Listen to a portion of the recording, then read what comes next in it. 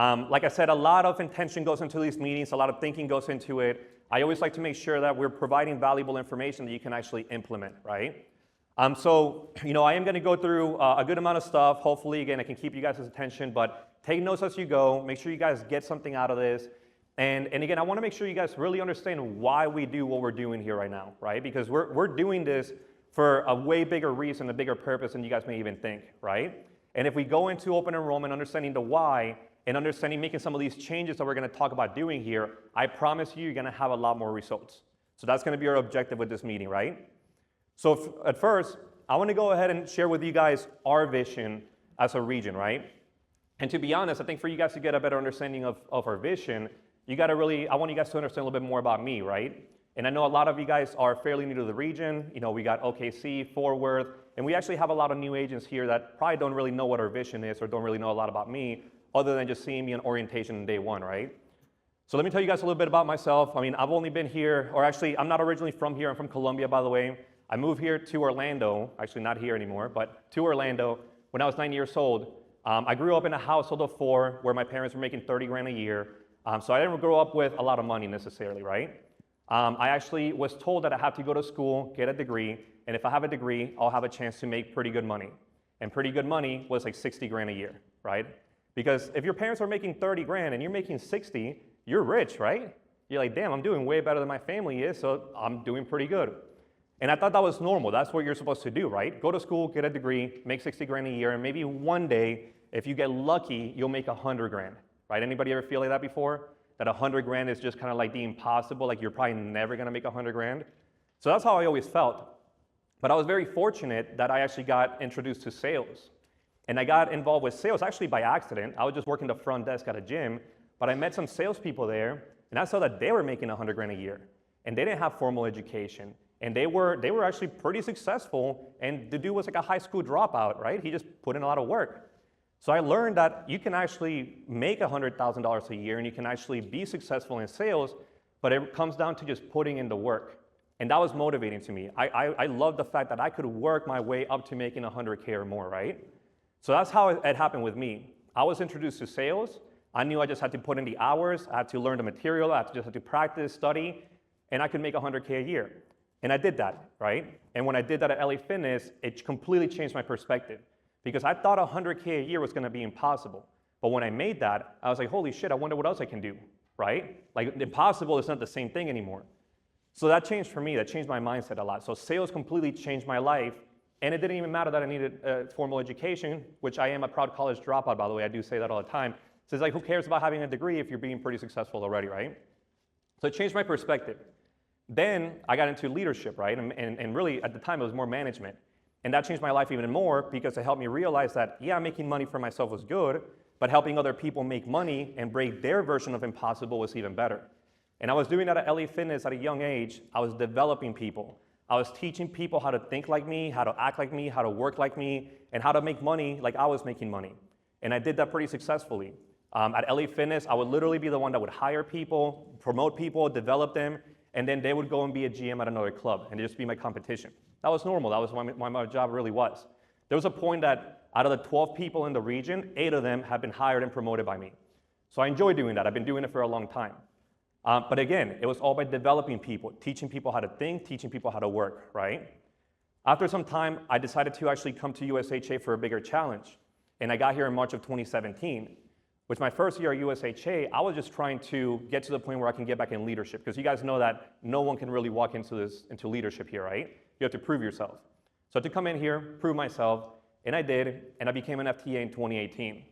Well, that's what really changed it for me. Being an FTA here in 2018 allowed me to actually implement all the stuff I had learned at LA Fitness about developing people, and we were able to do the same thing, but with a lot more people here, right? As an FTA in 2018, I started being like the number 100th FTA in the company. We had like 3 people on our team. Like we were nobodies. But we finished the year with 53 people on our team, and we finished number 2 FTA in the company, right? And again, that was by developing people, right? We didn't hire a bunch of successful people. We just developed people that nobody else gave a chance to. 2019, we grew our team to having 100 people on our team. I was an FSL at the time, and we became the number 1 FSL.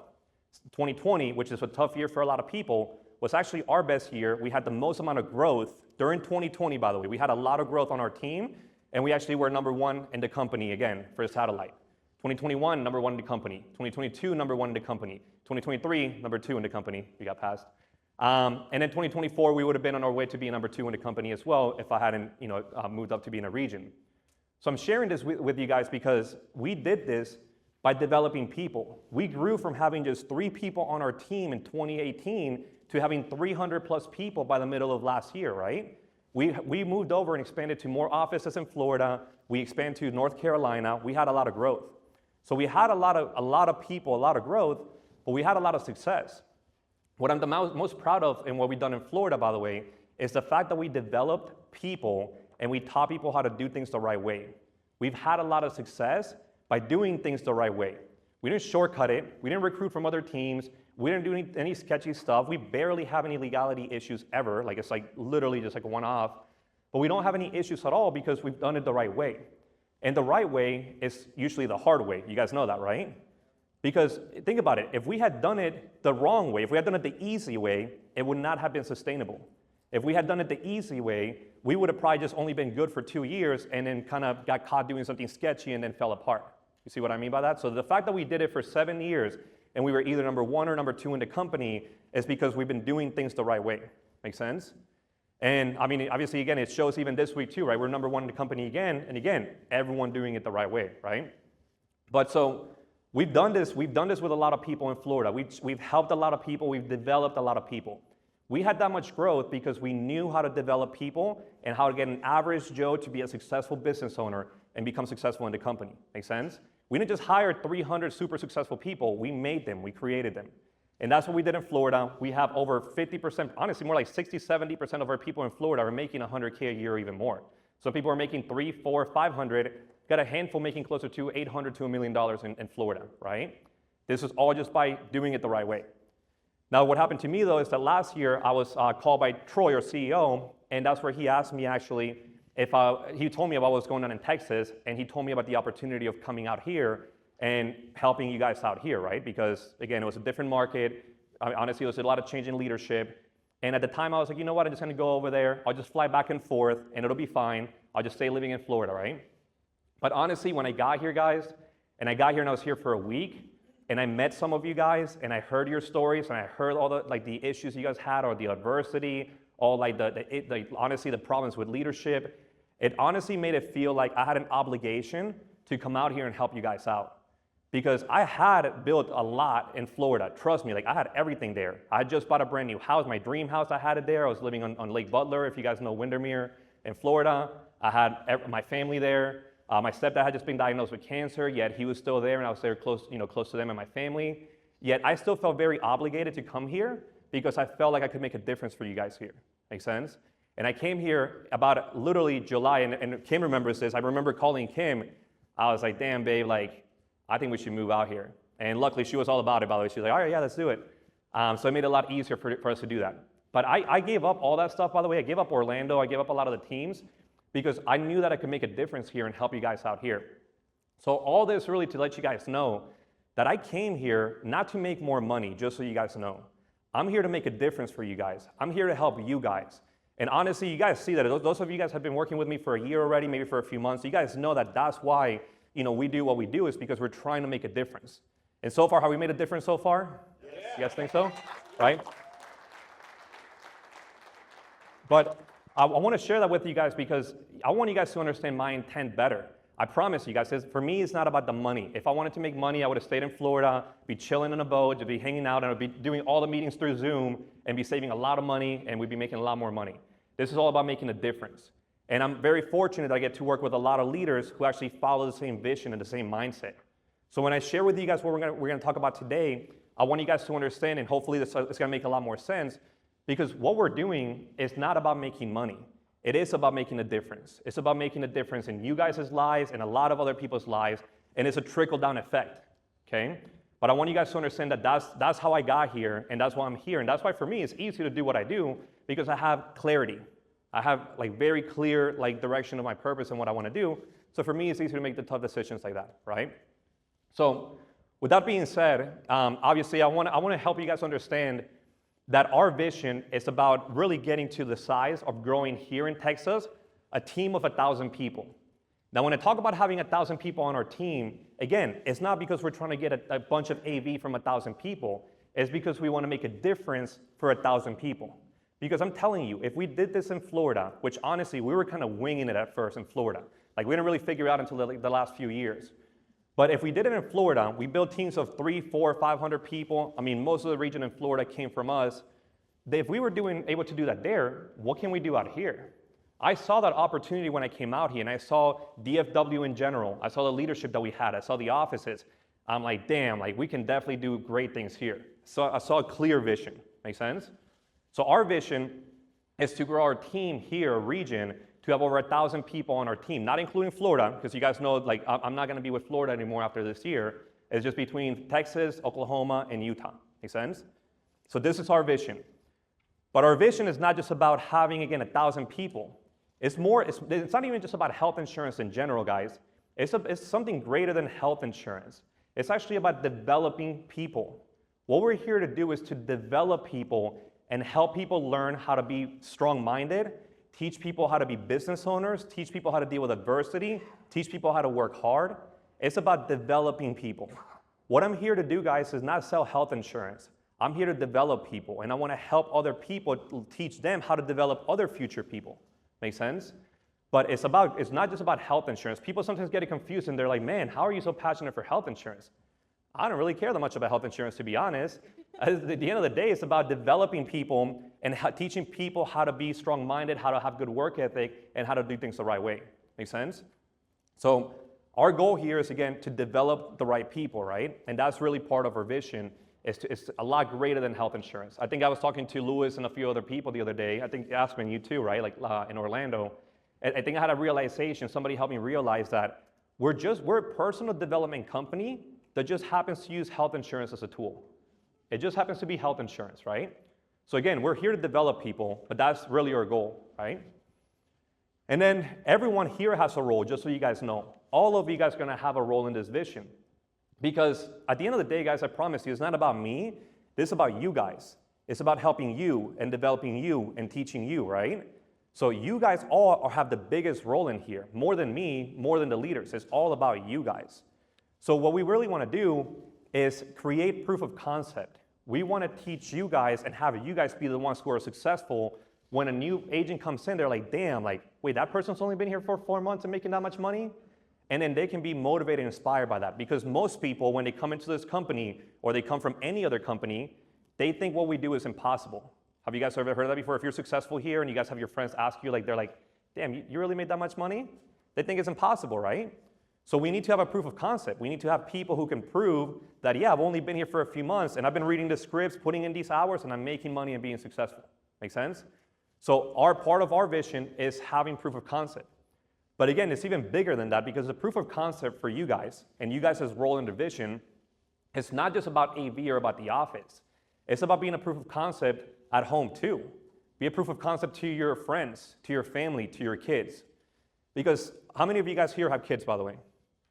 Okay, good amount of you guys do, right? So how many of you guys would want your kids to make $100K a year one day? You guys would? How many of you guys would want your kids to be successful one day? To be strong-minded, right? So how can you tell your kids and teach your kids how to do that if you can do that? If you don't make $100K a year, if you're not successful, or if you're not strong-minded?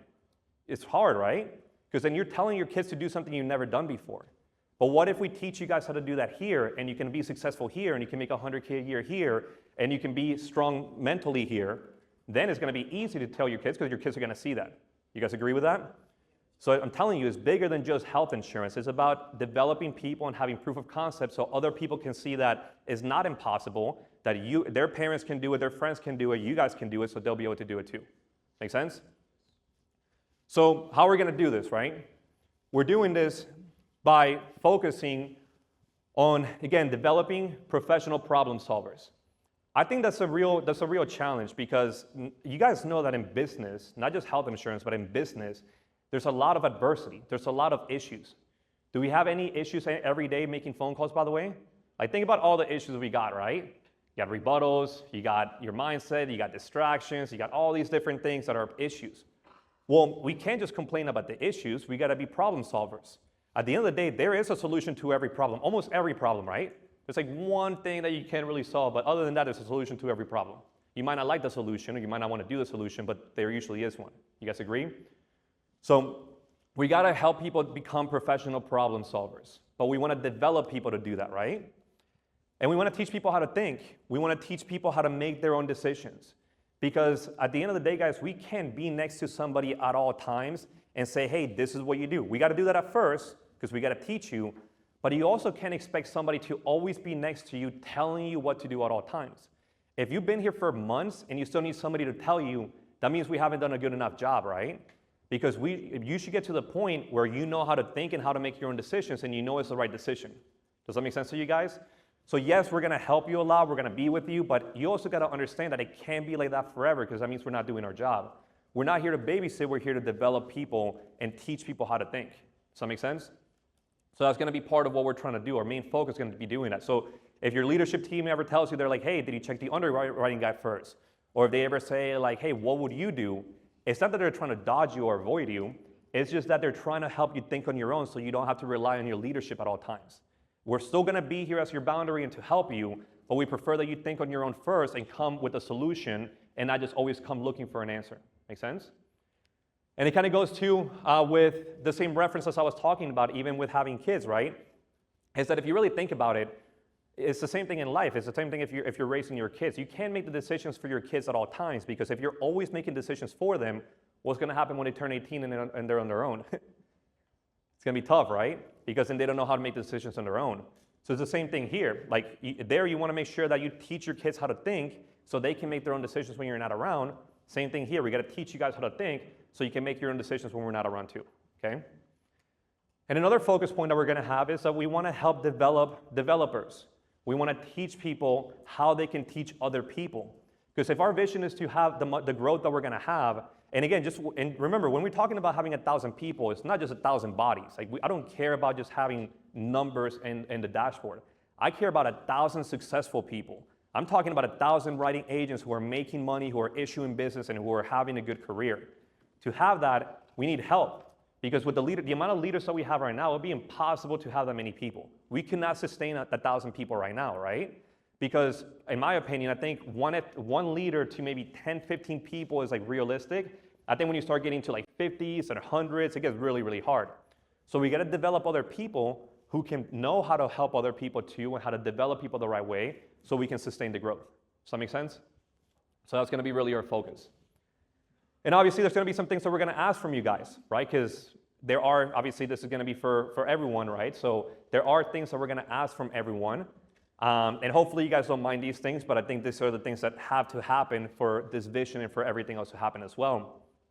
But our ask, number one, is that you can be honest. And this is really hard, by the way, for a lot of people. And it's normal, it's natural to be, that it's hard to be honest sometimes because sometimes the truth kind of hurts, right? So a lot of times people are not honest. Now I understand you don't have to tell me everything or tell your leadership team everything, but you got to be honest with yourself at least more than anybody. If you're going to be honest with at least one person, it should be at least yourself, right? Because again, it is really hard for people to be honest with themselves. So can we agree to be honest today at least? Hopefully past today, right? But you guys good with being honest today? Is that good? Okay. So again, being honest with ourselves is going to be really important. I ask that you guys are okay with taking accountability instead of pointing a finger. And again, this is normal. It's so easy to just point a finger and blame something else. What can we blame? The time of the day, time of the year, the leads, the phone, the law, the administration, whatever. We can blame everything you want, right? And yeah, maybe there's some validity behind that, but how is that going to help you? How does it help when we're pointing the finger all the time, right? Instead, if we always take accountability, even if it's not completely our fault, that's how you grow. Because if you always say, is that, then what are you really saying? I'm doing everything right. I don't need to learn. I don't need to get better. I don't need to look for what else to do. I'm good. You guys agree with that? But even if you take blame, even if it's not completely your fault, you can just say, I can do something different or I can do something better. Then it forces you to do that, and that's how you grow and that's how you get better. Make sense? So you guys cool with that, taking accountability? You guys good with that? Sorry, let me ask that again. Sorry, you guys good with taking accountability? That was scary. I was like, oh shit, like only like 2 people. And then another thing too is, I would hope that you guys would want it, right? Like want to be successful and want to actually have growth, that you actually show progress and you actually want to be successful, because we can want it for you more than you do, right? That gets really discouraging a lot of times for the leadership team to want it for you more, right? And sometimes we got to really think about this, by the way. You got to like really give it some thought, because sometimes we don't really realize that we're not maximizing the opportunity. Because think about it like this. On your previous job, raise your hand if any of you guys had a chance to make 200 grand a year. If you guys could make 200 grand a year your previous job. So out of 200 people, maybe 4, you guys had a chance to eventually get to 200 grand, right? How many of you guys here have a chance to make 200 grand a year here? You do have the chance. Doesn't mean you're doing it, but you have an opportunity to do that, right? It takes some commitment and some work to do that. But did you see the difference? Every single one of you guys have an opportunity to do something that you never had an opportunity to do before. So that's where it blows my mind. It's like, damn, like, how do people not want to maximize that, right? It just doesn't make any sense. So that's where us in the leadership team, we want to make sure that we obviously want it for you, but you got to want it for yourself too. Maximize the opportunity. And then I want to ask you guys for help too. I mean, I want you guys, if you guys are okay with it, you don't have to do this obviously, but I want you to help us build, right? Because again, to have the growth that we want to have, it requires really everyone, right? Again, you guys being the proof of concept, you guys being successful, but also, I'm sure some of you guys know somebody who has the work ethic and the mindset, but they had the wrong opportunity. And we've all had that, all of you guys have had that before. We've had work ethic, mindset, wrong opportunity, and they're capped out, right? And look, guys, you personally can change somebody else's lives too by just telling them about this opportunity here. Because you don't have to train them, you don't have to do anything for them. You just got to tell them about it. And if they have the right work ethic and the right mindset and they come in here, we'll get them paid. We'll make them successful. So I do ask, if again, you guys don't have to do this, there's no special incentive for this. This is just something that can help everyone, because you can change somebody else's lives, and also you can help us grow and help us with our bigger purpose. Make sense? I'm just curious, by the way, how many of you guys came because somebody else told you about the job? I know it happened to me. I guess appreciative for those people that told you about it. I know I am, right?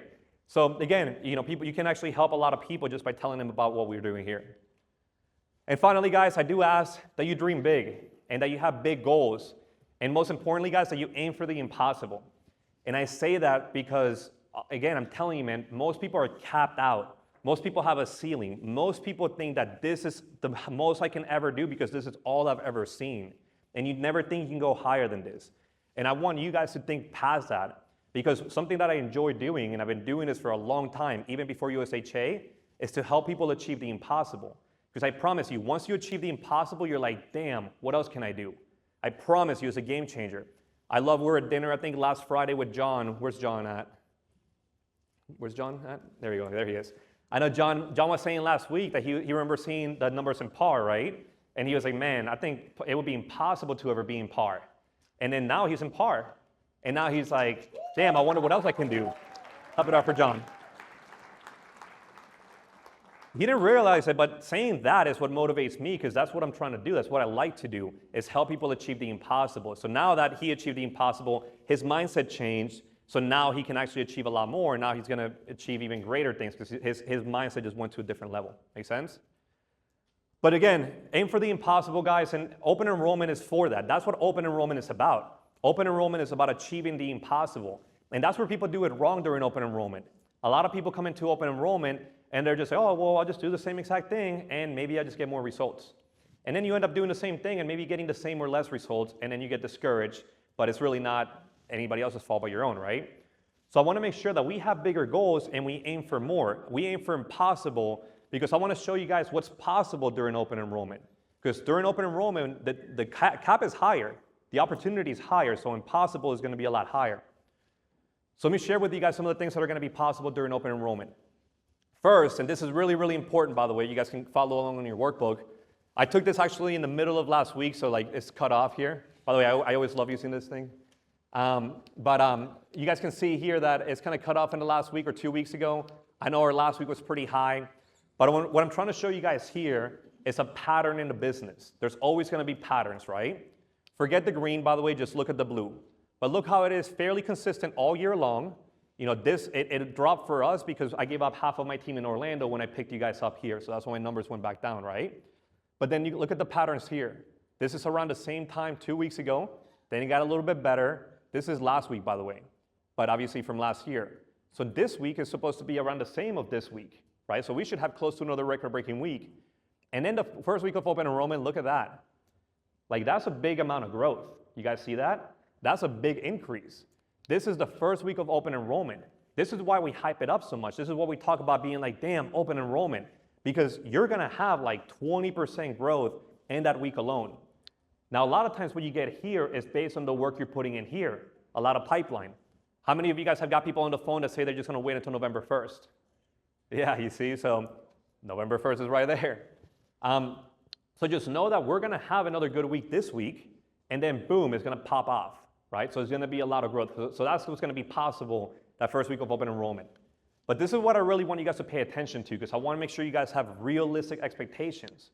Know that the following week, the second week of November, it's gonna be a little bit less. So don't panic, it's normal. You're not doing anything wrong, it's just part of the process. Then the week after that, a little bit less too. That's okay. A lot of times I hear people saying around here, they're like, oh, it's not what I thought it was gonna be. It's not as busy. This open enrollment isn't the same. No, it is, trust me, this is part of the process, right? And then you have Thanksgiving right here. The following week is Thanksgiving, which obviously you're gonna have a little bit of a drop. But again, the great thing about this business, guys, is that if you're working, you're gonna make money, right? So a lot of times it goes backwards because people are us, the agents, are going out of town and traveling. But look, people are still buying. We still did $2 million in business during Thanksgiving week. So you can still make money, obviously. And then that's when it really starts popping off. It starts really on Black Friday. Right after Thanksgiving, people are in a buying mood, right? People are ready to purchase and pull the trigger. And that's when you start getting back to the top. And then those last 2 weeks of open enrollment, boom. Look at the difference here. Look at where we were at this time last year, like around here, we were around 2 million. Our 2 weeks right here were over 4 million. That's twice as much as we did last week, technically. So think about that for a second. Think about your paycheck, think about your AV. And here's another thing too that you guys don't realize. What do we have here? Health access. What do we have here? Only PA and SA. What does that mean? Bigger paychecks, right? So same amount of more business and more paychecks because it's gonna be all underwritten. Does that make sense to you guys? So this is gonna be where we're gonna be going to, but I'm trying to show you guys this so you don't get discouraged when you start going backwards a little bit. But you gotta be prepared for this. You gotta be ready for this, and that's what we're trying to do right now is get you guys prepared mentally, and you gotta be really prepared for this, by the way. Because what do you guys think happens around here? What do you guys think happens those last few weeks? Straggling, yeah, I mean, you get some people in the back and like they're straggling that are waiting till the last minute, but you get tired mentally. You get tired in general, right? You get maybe complacent because you're making a lot of money already. So we got to get you guys prepared for this so we can maximize that. Make sense? Here's other things that are possible during open enrollment. These are just the last 3 weeks of open enrollment last year. Some of you guys might see your names on there, by the way. So, but you know, these are the paychecks you can make. I mean, you got people making $18,000 in a week. You got people making $20,000 in a week. You have a lot of people making a lot of money. This is normal. This is possible during open enrollment. And again, this was before even our data lead sometimes, so it's gonna be even more this year. Our record that we have for Michael Latore in Florida, I think his biggest paycheck was like 34 grand in 1 week that he did of issued business. That's the record that we have in Florida. But how many of you guys think before this, how many of you guys thought it was possible to make 20 grand in a month? How many of you guys thought that was possible? Maybe a few of you guys? Now you can see that it is possible, right? Anybody here can make 20 grand in a month. Anybody here can make at least 10 grand in a month. So whatever you guys thought was impossible, you've never done before, you'll be able to do it during open enrollment if you put in the work. Make sense? And then other things that are possible is getting in par. Getting in par is very possible. I don't care where you are right now. The last 2 months of open enrollment are gonna be big. And the people who are putting in the work and who are pushing through are gonna be able to get in here. So shout out to you guys who are in par right now, by the way. Let's give you guys a round of applause real quick. Got a lot of people here in par. I took out Florida, so Florida's not in here, but even for Oklahoma, Utah, and Texas, the last place is right now around 419K, which, by the way, Rich, that's you, by the way, Rich. So 419K is the number. So that's the number to beat. You guys know we have people in Florida that have done that in their first 13 weeks? I mean, it's not very often, but it's possible. So if a brand new agent can do 400K in 13 weeks, then anybody here can still do enough to get in there or try to push themselves in there. Make sense? So what I did is that I showed you guys all the people who are kind of on the bubble, who are within 200K. If you push hard enough, I believe you guys can get into par in these last few months. And because even if you're at 214K, you can still get in par. It's just gonna take a little bit extra, right? A little bit extra work, a lot, like very little wasted time. But I want you guys to realize that it's possible. There's a lot of you guys here that can and will be able to get in par if you play the cards right, if you actually put in the work. Make sense? So that's gonna be what's possible, right? So how do we get there? How do we do that? So the strategy is simple. Now I know you guys are probably tired of seeing this and hearing us talk about this because we talk about the schedule, the scripts, talk about the mindset, we talk about the actions, and we talk about investing time or money, right? You guys ever hear us say that before? I hope you guys have, by the way. It'd be a big problem if not. But this is a strategy. But right now, I know what you guys are going to be thinking. They're like, well, I already do that. Any of you guys thinking that? It's like, I'm already doing that. How am I going to now do the same thing and get more? But there's something that is going to be different, by the way. Because we get it wrong sometimes. We think that we just have to do this and it's going to automatically appear. And it doesn't work like that, right? What's the difference, by the way? I'm curious to hear what you guys say. What's the difference? What do you guys think? Just spit it out. What's the difference? So maybe mindset. What else? I think the difference is the intent. The intent you have into what you're doing. Anybody can show up and work the schedule. Anybody can read the script. Anybody can kind of go through the time and put in the time or show up and leave at the same time. But the difference is the intent. You guys agree with that? And how do we know what intent we have? How do we know if we're even doing the right intent or not? Because sometimes people don't realize where your intent is coming from. So what I'm going to show you guys right now is something to help you realize where you are in terms of your intent. Because again, a lot of times we just don't realize where the problem is, right? So again, the intent is going to come of where you see yourself in this chart right here. And you guys should be able to have that in one of your pages in your workbook. And I'm going to explain to you guys what this really means, but this is your capacity. And I know some people have gone over this with you guys in trainings before too. But this is how you can determine how your intent is going to be coming from. Because again, it all comes down to intent. We can all do the controllables, but some people get more results because of their intent. So you can determine your intent based on where you categorize yourself in all these three categories right here. These are the three levels of achievers that you're going to have. You're going to have number one is going to be an overachiever. So the overachiever is number one. That's someone who defies all odds and achieves something beyond expectation. Right? So the achiever defies all odds and achieves something beyond expectation. Then you have number two, which is the regular achiever. Right? So somebody that just achieves, that's somebody who gets results, but evidently has the capacity to achieve more. Right? And then you have number three, which is the underachiever. That's someone who actually, they fail to even reach their minimal potential, right? And that's usually the underachiever. They fail to achieve their minimal potential. So these are the three types of people in general, right? So we got to ask ourselves, which one are we? Now, don't answer that yet, by the way. We're going to do an activity to help us identify that.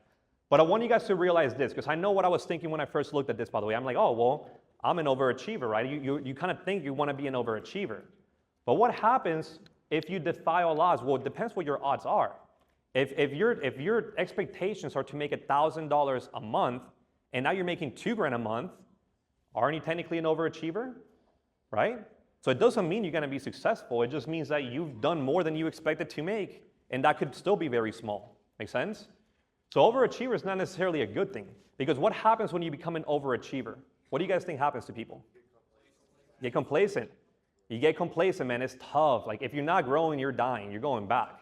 So being complacent is a tough place to be in my opinion, right?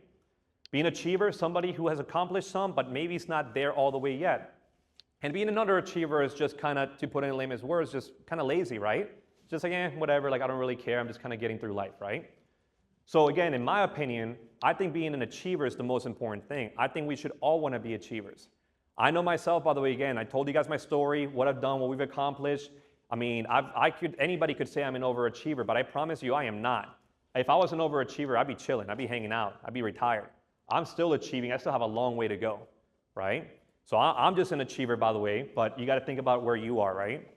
Now I wanna show you guys, and I wanna do a little activity before we answer this question, so don't answer that yet, we'll answer that at the end. But I want us to go over the differences, right? And this is really gonna help us identify, and again, this is all about being honest with yourself, okay?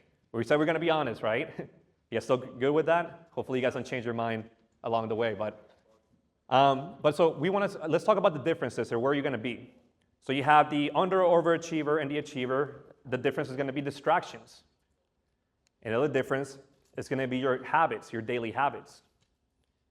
Another difference is gonna be your mindset, your beliefs. Another difference is gonna be your goals. Another difference is gonna be your commitments. And actually, yeah, we'll stop right there. So these are gonna be the differences between all of them, right? Your distractions, habits, mindset, goals, and commitments. So we're gonna go through these together, by the way, and again, remember, this is all for you. You don't have to give this to anybody. This is all for you for some self-realization, right? But when we go through this, just kind of maybe be honest with yourself and rate yourself if you consider yourself an overachiever or an achiever in each one of these, right? Because we're gonna go through these together. So let's start with distractions first, right? Because especially nowadays, there are tons of distractions, right? So let's do a quick activity real quick, by the way. Raise your hand. How many of you guys have an iPhone? Sorry, Daryl, I know you can keep your head down. Your hand down, I guess. All right, so do me a favor, guys. Take out your iPhones real quick. Let's do a quick activity. I'm pretty curious. Again, nobody has to see this. This is all for you, for yourself. So take out your iPhone real quick. Ignore those text messages of your clients or other people hitting you up right now. But go ahead and go into your settings real quick. Go into your settings. Go into your screen time. Oh, I hear everyone like, I don't know if I want to do that. Again, you don't have to show anybody. This is just for yourself, okay? So settings, screen time. Go to see all apps and websites. Okay, just follow along. Try to go along with it. Settings, screen time, see all apps and websites. And then pull this up. It's going to look like this, right? So you see all apps and websites is going to be right here. But change it to week. So right now it's probably set automatically on day. Go to your week, okay? And look, you don't have to share this with anybody, okay? I just want you to see it for yourself, but I really am curious. We can talk about this at a different time. But look at your own Instagram, look at your Facebook, look at your distractions. Instagram, Facebook, TikTok, all the things that could be like really distracting you, right? You guys hear? I hear a lot of a lot of people be like, oh crap. So Slack is normal, right? I'm on Slack too, that's my addiction. But anyway, so here guys, stay with me real quick, stay with me. So here's what I want you guys to do, because I want a realization. So listen up guys, listen up. We'll share this later, I promise. Do me a favor and here, I want to do a little formula for you guys. The average focus agent does about $1,500 to $2,000 a week. And honestly, that's just average. That's kind of even below average. But if you're focused, you should be able to do about $1,500 to $2,000 a week. So let's just use 1,500. Let's use a smaller number, right? Let's assume they only work 50 hours, which let's be honest, most people don't actually work the full 50 hours. You're at work for 50 hours, but you're not always working 50 hours. You guys agree? So really, if you do that formula, that's going to get you about $30 per hour. So multiply $30 per hour times the number of your addition of your distractions. So whatever number you had for your week, for your distractions, let's say your Instagram was 15 hours and your Facebook was 10 hours, that's 25 hours. Multiply 25 hours times 30, right? That's a lot, really. But no joke, by the way, I guarantee you some people have like 30 hours or more. So what number does that give you? That's how much it's costing you. That's how much it costs you to do those things. I'm not saying don't look at your social media at all. Like, I get it. Like, there's a time and a place. Like, the bathroom is a good place, right? Like, maybe like first thing in the morning or something like that. But actually, unless you're stuck in the bathroom for an hour, I think we've had people get lost in there before. But anyway, so you wanna put a number to it because we don't realize how much is really costing you to scroll or be distracted. Is that kind of eye-opening a little bit, guys? Maybe for some of you guys it's not. Maybe some of you guys have a good number, which is great.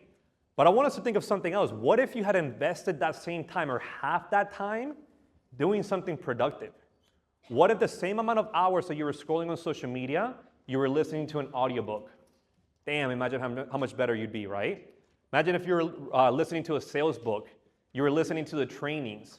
I know people, I hear this shit all the time. People are like, oh, I just need to hear something while I'm dialing. Well, how much is that helping you? What if you maybe hear a training video while you're dialing? What if you maybe hear an audiobook while you're dialing? Don't you guys think that that can make you a little bit better, right? So I just want you guys to correlate the time that we're putting in on some things to the things where we can be putting in that time that can help you be more successful, right? Because a lot of us could do a lot more if we had that money every single week. You guys agree with that? You guys good? So here's the distractions that most people have, right? We get distracted with TV, Netflix. Obviously, we guys just did the screen time. But again, successful people, achievers, are going to have distractions of successful things, like they're following positive things, right? They're following motivational things. They're doing self-development. That's the difference. Some people, underachievers or overachievers, are going to be here. People who are trying to achieve more are going to be here, right? So rate yourself. Where are you in that category, right? Again, you don't have to share with anybody. Just ask yourself and see which one of those two you are, but be honest with yourself. Remember, we got to really be honest.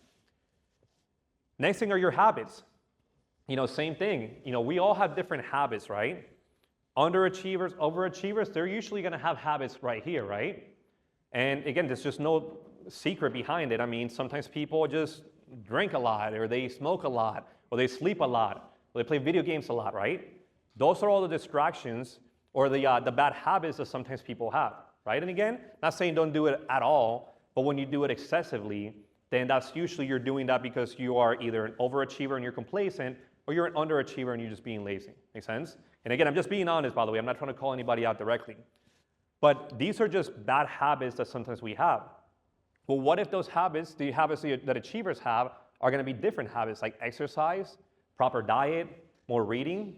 Again, they're still habits, but that's kind of how you can categorize people who are trying to achieve and people who are okay where they are or just trying to do less. Make sense? The mindset of the levels of consciousness. This is actually from a book called Force versus Power, okay? And this book apparently is like really, really like spiritual, like it can help you like really understand your mind a little bit better, because you guys know if you can control your mind, you can really like control a lot of aspects in your life. But what happens is that if you're an overachiever, underachiever, if you're lazy or complacent, your level of consciousness is going to be around here. You're going to have shame, guilt, grief, fear, right? Anger. That's usually what we feel when we actually are either underachievers or overachievers, right? And that leads to obviously having anxiety, regret, blame, humiliation, things like that.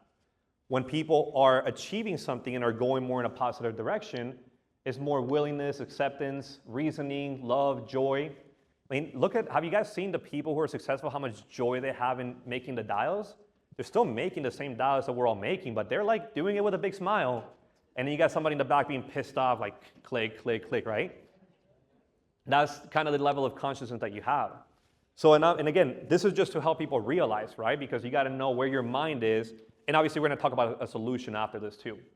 But again, this is, if you have a lot of these levels of consciousness, then it's more like under or overachiever. If you're up here, then that just means you're more of an achiever. Make sense? Goals. People that are under overachieving, they usually are just winging it all the time, right? They got no goals, no plans. People who are achieving something are ambitious. They got big dreams. They're always looking for a new challenge. Make sense? So same thing. Grade yourself of which one of those two sides you think you're in. And then finally, commitments. Some people are going to be more where they just say, hopefully this happens, or whatever happens, happens, right? Or we think that we're just going to try to do something. Achievers are going to be more doers, right? They're going to be true to their word, and they're going to be more committed. So same thing. Be honest with yourself about which side you think you're on. So now you should have a better understanding of which one of those you are, right? We talked about the three capacities: overachiever, underachiever, and achiever. So now you should be able to be, if you're being honest, you should be able to answer which one of those you are. Does that make sense to you guys? And I think it's important to do that, because if you realize where you really are, then we can actually find a solution to it. Again, accountability, right? We gotta hold each other accountable to being like, damn, like I can do something about that. But it starts with finding that there's some problems that we have, right? You guys following? You guys good with that? So let's go ahead and talk about how we can actually have a breakthrough, right? There has to be a solution. We talked about how there's a solution to every problem. We said we're trying to develop professional problem solvers, right? Hopefully by now, because none of us are perfect, hopefully we all identified at least one problem. So our objective is going to be to be a professional problem solver and solve that problem. So how are we going to have a breakthrough and how are we going to be able to solve the problems? What starts first with being able to be honest about the fact that we do have something, and you should be glad about that. You should be happy that there is a problem because you at the end of the day, you're the one that can fix it. And you have to really be okay with that. You have to take accountability and say, damn, there is a problem, but I can fix it. So have that mindset that whatever problem it is, you can do something about it. I don't care what it is. I don't care if it's a bad habit, if it's something in the past, whatever it is, you can fix it. It's just we got to figure out how to do it, right? We have to know, in my opinion, to have a breakthrough, you got to have clarity of what you want in life, right? And really have a clear vision because you got to know where you're going. I feel like a lot of people have the wrong mindsets and everything on the left of the previous slides that we went over because they're just floating around. They don't know where they're going. And if you don't know where you're going, then you just kind of get pushed all around life, right? If you know where you're going, you're going to have a lot more control. And then, in my opinion, I believe you can break any bad habit or you can actually make a change with making a commitment to change.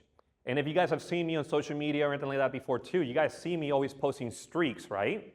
I do that for myself. I do that to push myself because I know that that's what it takes. It takes getting on a streak where you do it every day for at least, in my opinion, at least 60 days.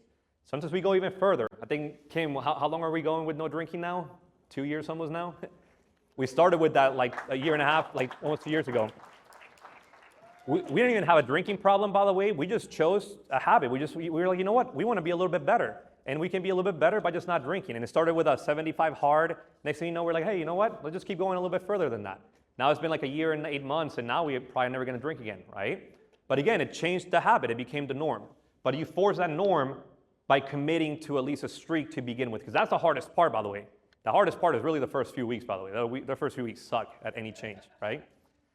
So that's kind of what we want to do right now. We want to have a breakthrough. So let's have a breakthrough, in this meeting. That's going to be part of the things that we're doing here right now. So let's start with this one first, guys. Let's start with clarity. We got to have clarity about what we want. We got to have clarity about where we're going. So for clarity, you got to ask yourself this question. And again, you got to be honest with yourself. You got to ask yourself, what do you really want in life? And a lot of us don't really think about that, by the way. A lot of us are just thinking of this week or tonight, and that's it. You got to think way past that, right? Like you got to think about what you really want in life, right? And it might be something deeper that you can't even answer on the spot. If you know it, that's great. If not, you might have to take this home and actually do it. But I encourage you guys to try to do this at home and give it some real thought because you got to have real clarity about what you want in life. I know what I want in life. That's why for me, my tough decisions were easy to make, right? You got to ask yourself, how do you really want to be remembered, right? What's your legacy going to be? How do you want people to talk about you behind your back? Because whether you like it or not, people are going to do it. You know that, right? But if you live life a certain way, then what they say about you hopefully is good, right? Or hopefully something that you're okay with. Can't make everyone happy though, so I'm sure people would talk shit regardless. But have clarity. Be clear about what you want. Again, if you can answer that question, that's great right now. If not, it's okay for you guys to do that and give it some thought at home. Then you got to have a clear vision. Clear vision, which is like the clarity is like what you really want long term, like at the very end. Vision is a long-term goal pretty much, right? Something I'm going to have one day. That should be the word that reminds you. It should be one day. One day I'm going to have this. One day I'm going to do that. One day I'm going to be here. You should have a clear one day blank. Make sense? Again, that's going to keep you motivated. It's going to keep you going. But you got to have clarity on the future truth, right? Of that vision of what you really want. But let me tell you guys, let's be honest right now again. And we're going to be honest a lot, right? You got to be honest with yourself right now because look, you have to be very honest with these questions because you cannot say this. You can't say I want to be a successful business owner and have 50 hours of screen time. All right, you guys agree with that? You can't say I want to be a good example for my kids and be playing video games at work instead of working, right? You can't say, you gotta be honest with yourself a lot of those things. And they're deep, by the way. The truth hurts sometimes. But you gotta be honest with yourself because you can't say you want these things right here, but your actions show that you're kind of lying, right? Only you would know if you're lying. So you gotta really be honest with yourself. But be honest with these things, right? So if it's okay to not want like the crazy stuff, you can just say, I just want average things in an average life. And that's okay if you want to do that, because if that's how your day-to-day is being. If it's average, then that makes sense that you're going to have average, right? But hopefully you guys want to dream big and want more. That was the whole goal of this, right? And then you're going to want to have some goals, some short-term goals, which ties into our open enrollment. What better time to break some records and have some goals than open enrollment? That's what it's for. It's for breaking some barriers, for achieving the impossible, doing things you have never done before. That's what open enrollment is about. It's not about being average. It's about having a breakthrough and pushing through. And I promise you, I'm literally gonna preach about this forever, because I know for a fact that if you achieve something that was impossible in your mind before, your whole life would change. I promise you, because that's when you realize that nothing's really impossible. You just got to work really hard for it, right? So it starts with really big goals for open enrollment. I want you guys to have really, really high goals. Don't aim for the average. Have really, really big goals. Again, aim for the impossible, right? I want you guys, I would love to have some of you guys achieve something impossible. If you achieve something, your version of impossible, that means we had a hell of an open enrollment, regardless of how much money you got paid, regardless of how much AB you wrote. I just want to see people achieve the impossible. And again, I want people to have breakthroughs, break through the glass barrier, because I know that everyone has that in front of them, that they don't think things are possible, but when you break that, your mind will change. So those things that we can do is have goals for your AV. And again, this is not something you might even be able to do this right now. You might have to actually give it some thought on the way home, or when you get home, or on the weekend, but sit down and really calculate how much AV you've done before. Maybe look to see how much AV is potential that you can actually do. And give yourself an impossible goal for your AV for 60 days, for the next 2 months. What's your total amount of AV, taking into consideration the holidays and everything? How much total AV do you think you can issue by the end of the year, right? What about your income? How much money would it be impossible for you to make in 2 months, right? Write that down too. Okay, how much have I made before? How much I know I can make if I push myself, and see how far you can go. And then bonuses. Maybe you guys are chasing production bonus. You guys like the new production bonus? Anybody can get into that. Yeah, all of you guys, for sure.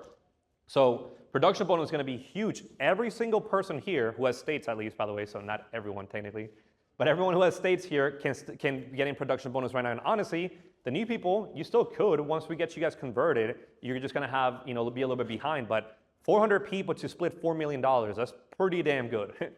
So, that's something that you guys can be chasing.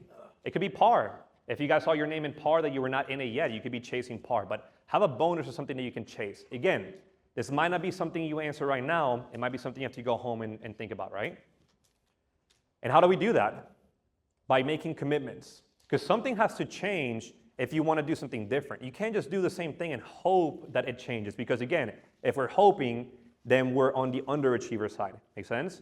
We got to actually do something about it. I promise you, if you take accountability, you can always say to yourself, what am I going to do about it, right? So these are the things, and these are suggestions, by the way. I'm not telling you how to live your life. You choose what works for you, right?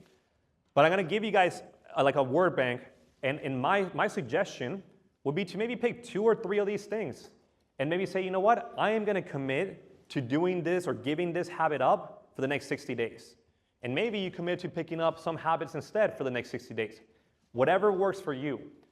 My suggestion is to challenge yourself, right? Like, don't just do the easiest thing that you're doing already, because then you're not going to change, you're not going to get any better. But realistically, you want to give up on some of these things. Maybe procrastination, maybe sleeping in. Maybe if you're the person that says, I'm just not a morning person, hey, maybe you can commit to being a morning person the next 60 days. That could help, right? Negative self-talk, drinking, smoking. You'd be surprised how much you can accomplish if you stop drinking or smoking for 60 days, by the way. Lack of planning. Not being organized, distractions, lying, right? If you can give up some of those things, again, you choose a couple of things that you can commit to giving up, and don't do those things for me this next 60 days. Just see what happens, right? I'm not even talking about AV or anything. I'm talking about daily habits. Maybe you can add some habits, right? Some goal setting, some reading for personal development, can add some working out in there, can add better diet, calendars if you're not organized, to-do list, you can add waking up early, accountability. There are things that we can add. What I want you guys to realize though is that we can do something about it. Whatever you're labeling yourself or you have labeled yourself in the past, you can do something about it. And that's what we're trying to do right now. I want to help you guys break through some of those things and change a couple of habits one at a time and see what happens. Make sense?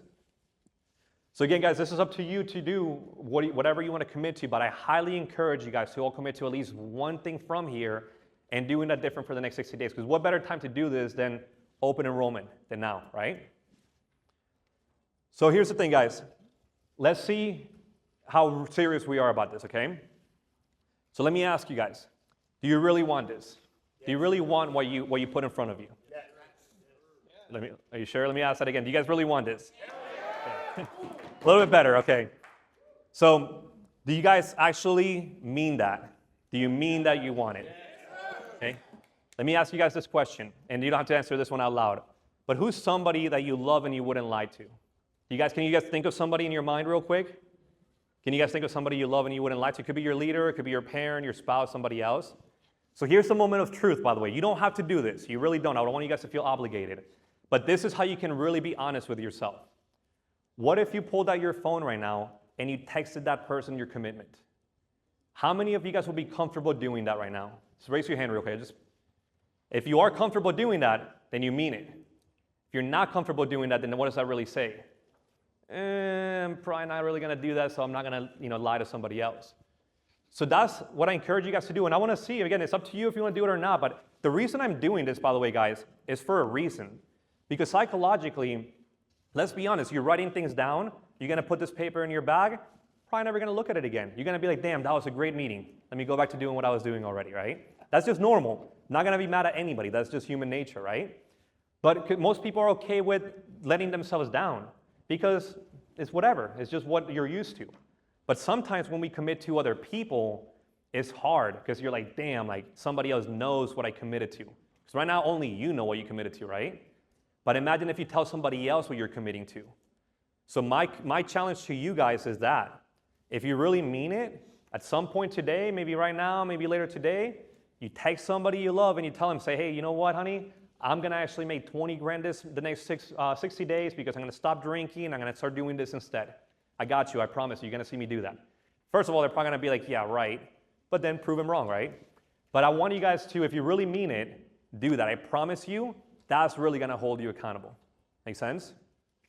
So I'm curious to see how many of you guys do that, by the way, too. But you don't have to show it to me, or maybe you guys can show it to me later at the office. But that's just, again, this is all internal. I want you guys to ask yourself these questions and see what you really can do.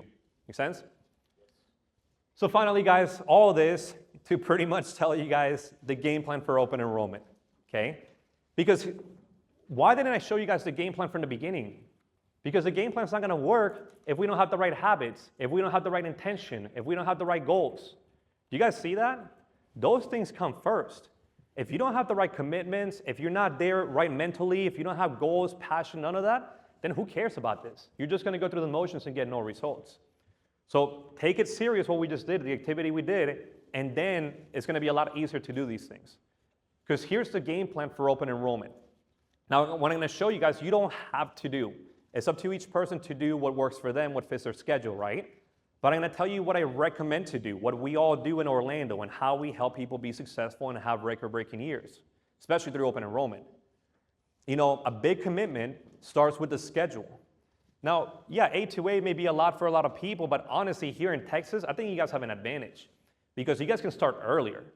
I know a lot of people do that already, but maybe for November, you commit to starting a little bit earlier. Maybe instead of 8 a.m., you start at 7 a.m. You can catch a lot of people on the Eastern time zone that you can actually help them out and still be able to leave at 8. Saturdays obviously still help out. So not a huge change. You guys still do pretty similar to this already, but a little bit of change could help you out. But look, it's not about just being at work. It's about your intention at work. Don't go to work at 7, then take a 5-hour break and then come back and finish another 3 hours. You're just lying to yourself at that point. If you want to take this serious, you might want to start making your own food and bringing food to work, or Uber Eats. You might want to get that gold membership in Uber Eats, right? Get the free delivery or whatever. But you want to make sure you are actually intentional at work. Don't just be at work. Don't be at work scrolling on social media, adding to your screen time. Make sense? If you're intentional with it, I promise you it'll help out. Your actions. If you're there that much, you should have no problem doing 200 actions. You guys agree with that? Working the leads properly. And only sales. I know that some people have problems with it and we can work on that, but like we need to have automation for open enrollment. This can send out another 700 to 800 messages per day while you're making your 200 dials. That's 1,000 outreaches per day. Look how much you're leaving on the table if you don't have automation, right? You want to master your scripts. And don't just master them one time. Practice them, role play it, study, do it over and over again. Maybe instead of watching a movie, you can listen to a recording of yourself. You can listen to a good call of somebody who's closing a lot of business. Maybe you guys can reach out to Brian after this and ask him to send you guys one of his pitches, right, Brian Gomez? Because, I mean, what he says works. It really works, right? So it's like if we study what other people are doing and we say it over and over, maybe we listen to that all day, then you can implement it when people actually answer the phone. Your mindset has to be right. You got to be a high achiever. You can't be going through open enrollment being an underachiever or thinking you're an overachiever or an underachiever. You just can't do that. You're not going to have anything crazy happen. You're just going to have average, right?